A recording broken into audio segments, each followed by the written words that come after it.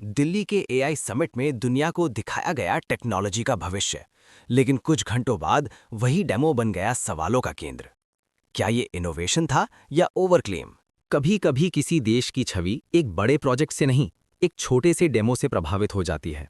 और जब बात टेक्नोलॉजी की हो तो भरोसा ही असली पूंजी होता है। हाल ही में नई दिल्ली के भारत मंडपम में आयोजित एक बड़े एआई समिट ने भारत की महत्वाकांक्षा साफ कर दी। हम आर्टिफिशियल इंटेलिजेंस की दौड़ में सिर्फ भाग लेना नहीं चाहते, नेतृत्व करना चाहते हैं। दुनिया भर से नीति निर्माता, टेक कंपनियों के प्रतिनिधि, स्टार्टअप फाउंडर्स और निवेशक वहां मौजूद थे।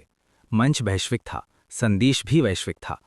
भारत सिर्फ टेक्नोलॉजी का उपभोक्ता नहीं, निर्माता है। लेकिन कहानी यही नहीं रुकी। समिट के दौरान एक स्टॉल पर कुछ एआई प्रोजेक्ट्स प्रदर्शित किए गए। इनमें एक रोबोटिक डॉग भी शामिल था। प्रस्तुति में संकेत दिया गया कि यह भारतीय छात्रों द्वारा विकसित एआई आधारित तकनीक का हिस्सा है। कुछ घंटों बाद सोशल मीडिया पर सवाल उठने लगे। टेक समुदाय के कुछ लोगों ने दावा किया कि यह डिवाइस वास्तव में एक विदेशी कंपनी का तैयार कमर्शियल प्रोडक्ट है जो बाजार में उपलब्ध है। यहीं से बहस शुरू हुई। असली विवाद क्या था? विदेशी हार्डवेयर का उपयोग करना कोई अपराध नहीं है। आज दुनिया की tech industry global supply chain पर आधारित है। मुद्दा था, क्या प्रस्तुति पूरी तरह पारदर्शी थी? क्या ये स्पष्ट किया गया था कि कौन सा हिस्सा इन हाउस डेवलपमेंट है और कौन सा बाजार से खरीदा गया उपकरण? क्योंकि अंतर्राष्ट्रीय मंच पर तकनीक से ज्यादा मायने रखता है विश्वास। और फिर नैरेटिव बदल गया। मामला तकनीकी चर्चा से निकलकर इमेज डिबेट में बदल गया।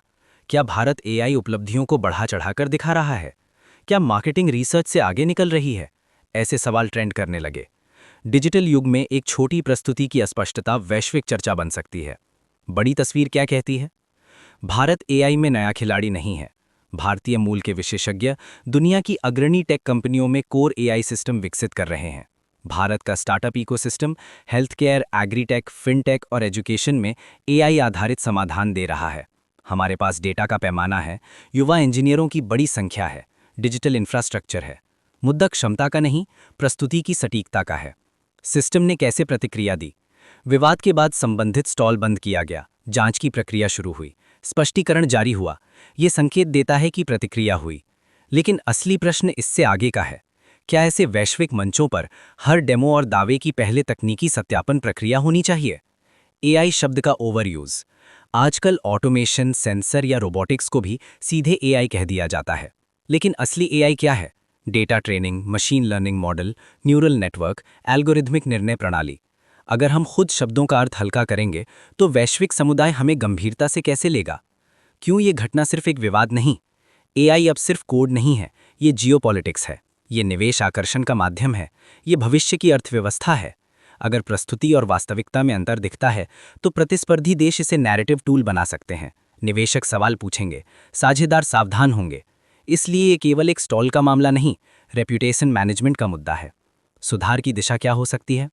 अगर भारत एआई नेतृत्व चाहता है तो 3 चीजें अनिवार्य होंगी: रिसर्च, असली इनोवेशन, पेटेंट और पब्लिकेशन; रेगुलेशन, स्पष्ट प्रस्तुति मानक और वेरिफिकेशन; रेप्यूटेशन, जो दिखाएं वही सच हो। टेक्नोलॉजी में शॉर्टकट काम नहीं करते, ब्रांडिंग से पहले भरोसा बनाना पड़ता है। असली ताकत क्या है? भारत की ताकत प्रतीकात्मक रोबोट में नहीं है। भारत की ताकत है scalable software, digital public infrastructure, global talent network. अगर हम इन्हें सटीक और ईमानदारी से प्रस्तुत करें तो किसी ओवरक्लेम की जरूरत ही नहीं पड़ेगी। अंतिम सवाल, क्या ये सिर्फ एक अलग घटना थी या ये संकेत है कि हमें टेक शोकेस के लिए राष्ट्रीय स्तर पर सख्त ऑडिट और डिस्क्लोजर सिस्टम चाहिए? आज की दुनिया में छवि सेकंडों में बनती भी है, बिगड़ती भी है। लेकिन अगर ये घटना सिस्टम सुधार की शुरुआत बनती है तो यही झटका भविष्य की मजबूती में बदल सकता है। भारत की टेक यात्रा अभी लंबी है। दिखावे से ज़्यादा डिलीवरी ज़रूरी है और गर्व से ज़्यादा पारदर्शिता। अब फैसला हमारे हाथ में है। इसे ट्रेंडिंग न्यूज़ बनाकर भूल जाएं या इसे सुधार का टर्निंग पॉइंट बनाएं।